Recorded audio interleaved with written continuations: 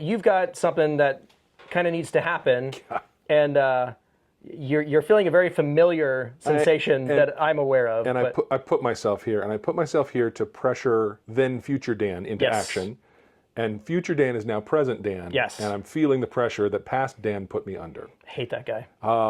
Yeah. I mean, and I prefer this to when I've said, this is a future Dan problem, screw that guy. Yeah. That produces bad outcomes. This one has the possibility of producing a good outcome. But so sometime back, around the first of the year actually, I booked my 80's brand, which is going to be the same personnel, but a whole different kind of production level, to tracks, new lighting, bunch of things.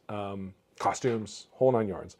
And I was talking to a venue, and I booked us in November 2nd. Seemed like an awful long time away at the time. And now, these days, we've made some progress. All through the summer, getting people together for a regular rehearsal was tough because of travel and summer, or whatever people were dealing with. Sure. We're now less than 2 months away, and I don't have a show. So I'm feeling a very particular kind of time pressure about that. It did occur to me on the way down, chatting with my wife about it, that we could potentially open for ourselves as the band that has the muscle memory, and then just kind of split the show in half. And that would lower the demand on me to get 3 hours worth of this stuff up. I could just do an hour and a half or so. So I'm contemplating that. I'll run it by the guys and see if they feel like that's a cheap out. I don't know that it's a cheap out. I think it's kind of impressive, actually, when a band can do that. Yeah, the only thing about that, though, is you would want to get the hard part over with. Oh. And that doesn't really do that, you know?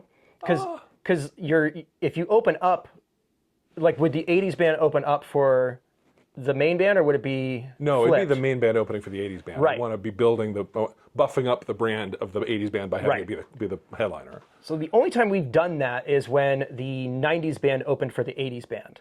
Why was that better? Because the 80's band is the one that's locked in. Like, we've been doing it longer than anything. So we did the hard part first. Yeah. And then we were able to just kind of go out there and do the well-worn, like, stuff where your confidence is at 100%. I don't think it's a bad idea. Yeah. I'm just saying that there's never going to be a part of the show where the pressure's off, because you're kind of ramping up to the pressure. And I think I'm just currently talking you out of this in real time. No, I don't think so. I'm thinking through it. I think that lowering the volume of show we need to get created is probably the number one target. Sure. I feel like our regular show with the regular brand is enough on lock and enough in muscle memory that it's going to be that game of staying present on stage and not being thinking about the second set while you're playing the first set. Mm-hmm. So that'll be a thing to discuss. I hadn't really thought about that, playing the first set as the one brand with the other one in my head. Yeah, something to consider. It is something to consider. Yeah. Because I've seen a number of groups do this. We were talking about this last night. There's a tribute out of, I think they're based out of Orlando, called Love Song. It's a Cure tribute, and they're phenomenal. Like, if you love The Cure, these guys are it. And they do a lot of road dates. They play here in the Atlanta area, and they open up for themselves by doing an 80's new wave group as the opening act. So they go out there and they do all of the other stuff besides The Cure, and then they go and they headline as the tribute. The real impressive part about that is the fact that the guy who plays Robert Smith is in the first band's lineup as a totally different character. So he comes out and he's got a hat on and his hair's slicked back and he's not wearing any makeup or anything. And then he goes backstage and turns into Robert Smith, which is insane to think about, to like go out there and literally just turn this thing on. Let alone the makeup, hair, costume. But he's got the whole thing dead to rights, the mannerisms, the affectation, like, it's truly phenomenal. Shout out to Nick and the guys in Love Song. Nick is a guy who's I've been in contact for a number of years just because he's an interesting guy, Berkeley grad, who is the band leader for that group. Cool. Super talented. Another Reverend guy, by the way. Ah, good. Big fan of those of their stuff. As we've talked about the brand of this and the story of this thing, the name of it is Big in the 80's, which I came up with as I was just trolling for free domain names. It turned out bigintheeighties.com was available. That's and I was crazy. Like, how can that be? Is so I bought it, and obviously that's a band name. But so the shtick is, we're not trying to pretend it is the 80's now. we are guys who are as old as we are. Yep. And we were big in the 80s. That's a cool... And so we're like reliving that. it from now as, 40, 50-year-old people, reliving our youth, which is, if we look around the rooms we play, like, that's the demographic. Sure. That's trying to pretend it is 80s prom because it is the 80s again and something. I don't know. It's a vibe. So it works for bands, but ours is a little more designed to hit the audience right where they are. Right. Which is like nostalgic, but here I am now. Yeah, when we started this whole operation, the intent was to do, because members only became members only. It was a band before that was put together by a booking agency, and it was very much designed to be shticky and kind of, they were like, we want you guys to be like Steel Panther, but like playing poppier stuff, and it just the concept never hit right. And we decided that we weren't really into it. So our intent was to do an 80s tribute that wasn't putting on like costumes. And the look of the band, my thought was, well, if the T-Birds from Greece existed in the 80s, what would they dress like? Right. Which is funny enough, pretty similar to how they dressed in the movie, which is black chucks, black jeans, T-shirt, but instead of like a leather jacket that said T-Birds, they're members only jackets. Members only jacket, obviously. That was just as a way for us to kind of feel like our personality could show through the performance, and it wasn't putting on a character or a wig. That was the other thing that drove me nuts. I had long hair when that band started. I had hair down to my shoulders, and they're like, you have to wear a wig. And so I would take my long hair and I would put it up and put a long brown wig on top of my long brown hair. Yeah. For some reason. Don't know why. Consistency? I mean, were there other people playing that character? No clue. Nope. Huh. Nope.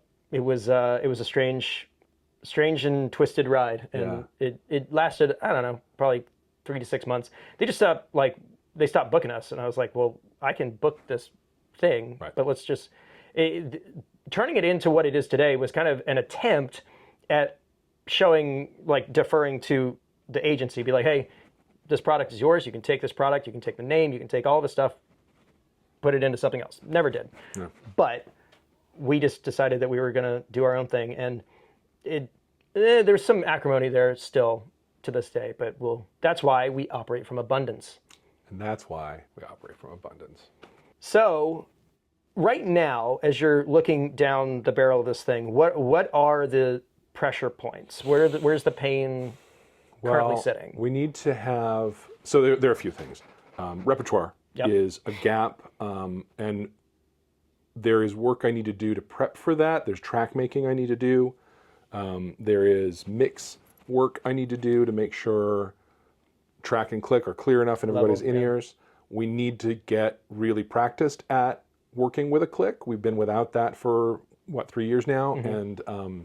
And my drummer's experienced with that, but between the combination of his in-ear mix and just being out of practice with it, we'll drift and find ourselves way off of it. So got to get that locked in. Second part is branding. I don't really have I've shared with you the brand work I've done, which is about story and brand promise and audience and all that groundwork of brand. Yeah. I don't have a logo yet, which means I don't have any merch or advertising or materials. I own the domain name. There is a placeholder website there, so I got to get that sorted out. So that's all the marketing side. It's not all the marketing side of it, but that's a good chunk of it. A big part, yeah. I want to do merch. I want to do giveaways. I want to do all that stuff.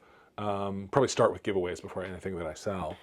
So got to get all that rolling, and then the other promise of it is an upgraded production. Yep. So I don't need anything new audio wise. I'm fine for that, but I do have my eye on some lighting products.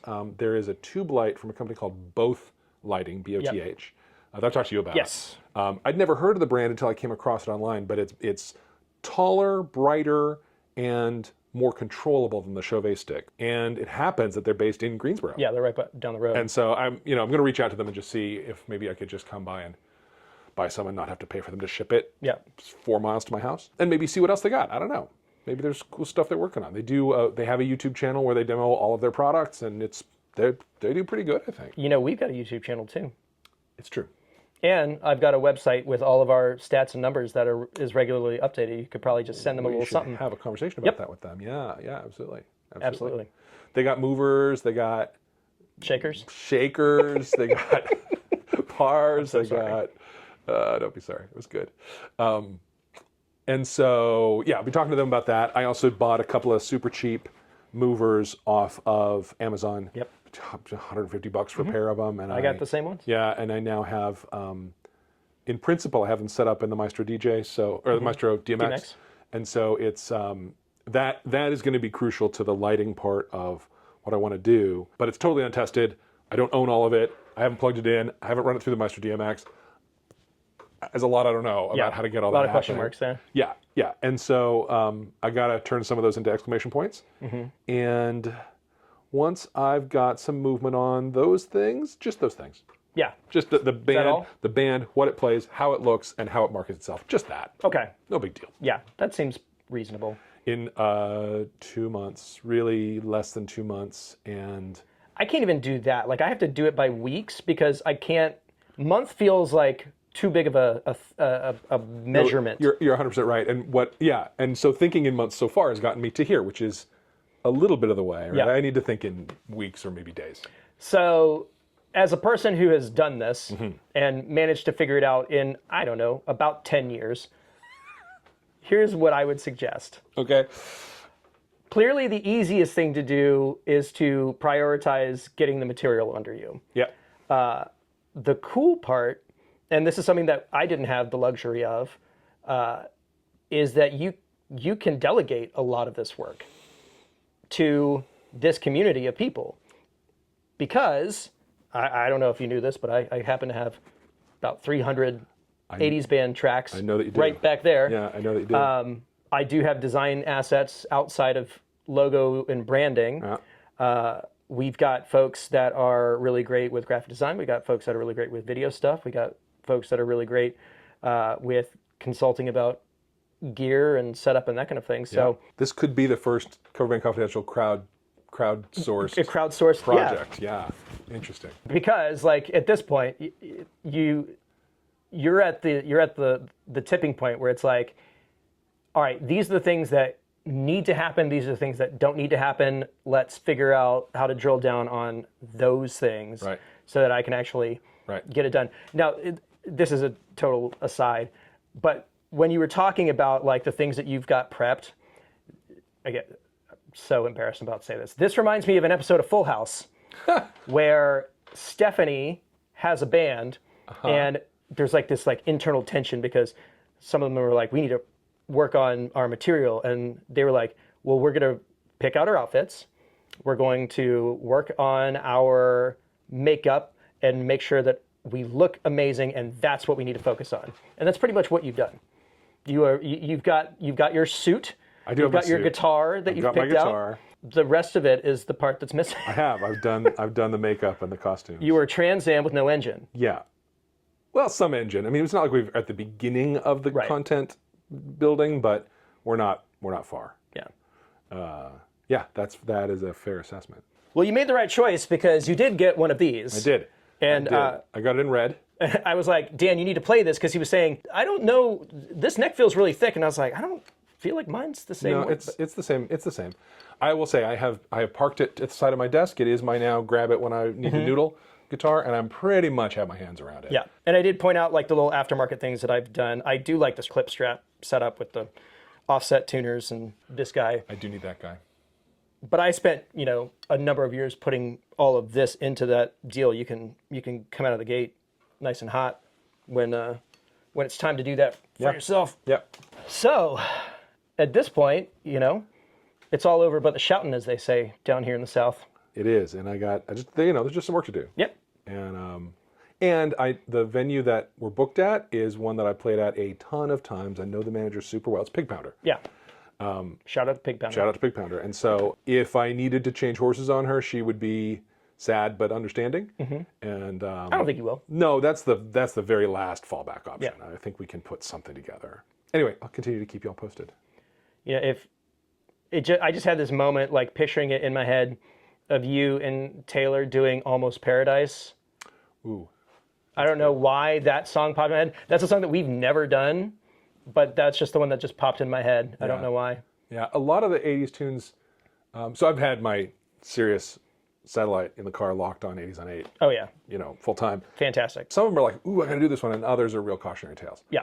The thing is, the ones that, like that, like, oh, we should do, they're real hard set list positions. Like, where would you put that? I imagine we could do Sister Christian and get the whole room going, Motorhead. Yeah. That could happen. But sing along to that one's hard to picture, and I feels like an energetically tough song. Yeah, so the thing that I have toyed with, we've never done it, and this is one of those things where it's like down the road, a long-term goal setting, would be to do a monster ballad show around Valentine's Day. Yeah. We did one, I don't know, that was probably 5-6 years ago, called Cupid is Stupid. Right. Which is basically, it's also a really great concept for a show because the intent is people who don't have... don't want to do Valentine's Day. Single people going out on Valentine's Day to party, Right. which typically means it's going to be bananas. Yeah. And it was. Yeah. We did it, I think, we might have done it 2 years in a row, and it was always just wall-to-wall. People just losing their minds. Great show, and 80s is a great one to do, but I like the idea of doing like a one-off where it's like, it compels people to want to go to it, if that's what you're into. Yeah. And I would think if we did something like that, Almost Paradise would have to be on the list. Yeah. Anything with Ann Wilson in it, it's kind of a gimme. Do you do any Heart? This is a sore subject. No, we've done it in like, sometimes Amber and I do like solo acoustic, or it's not solo acoustic because there's two of us. Duo. We've done some stuff where we do like a cocktail hour type deal, and I worked up a really cool sounding version of What About Love? Because it's got the same structure as Listen to Your Heart, the Roxette song. Okay. Very similar chord progression. And you can play it with all the E shapes with like the open drone strings. Yeah. It sounds really nice. There's a funny story about that is we did this once, and it was kind of like a last minute deal. They were like, hey, we want something for dinner. Instead of doing house music, would you guys play acoustic? I was like, okay. And so we were sitting in the green room literally like 15 minutes before we were starting. And Amber and I just started playing it. And I turn and I'm looking at Nathan, our drummer, and he's crying. Oh. He was like, why haven't you guys done this one before? I was like, oh, wow. Yeah, that works. I mean, it does work. That's feedback right there. Yeah. But yeah, if Amber had her way, we would do nothing but 80s Heart the entire time. Sure. The funny thing about Heart is 70s Heart totally rips. Yep. And then 80s Heart goes pop cheese. Yes. But it's great. Yeah, but it's arguably like their catalog from that era, I think stands up. Yeah. As long as you understand that it's a product of that era. For sure. But like, man, they got some bangers. I love playing These Dreams. Yep. Which is another one of those open-y, a lot of drone kind of voicings that they did. And yeah, it's that one's fun to do acoustic. I've never stood it up as a band. Have you heard the version of Alison Krauss doing it with Heart? No. Oh my God. Amazing. Oh God. I feel like I dropped that in the Slack at some point. But yeah, I was just like, oh no, I put it on Facebook. I was like, oh, you think you can do what they do? Who do you think you are? Oh, you're Alison Krauss? Never mind. Oh yeah, no, yeah, that's fine. Go on. I will allow it. Yeah. But yeah, that song alone would be ridiculous, but like that is a ball buster. Oh. And the only person who has it harder than the female vocalist is whoever's backing them up. Because the hardest part about being in a band with a female vocalist is that you're typically the person doing the harmonies, and those harmonies are almost always above what she's doing. So like when we do Shadows of the Night, I'm the one doing the fifth above that. And that's another one of those, because that harmony line in the chorus is, how do I get you? You got to do that like just full out. Yeah. I think I just broke the camera when I did that. I think, yeah. The microphone just like went. Yeah.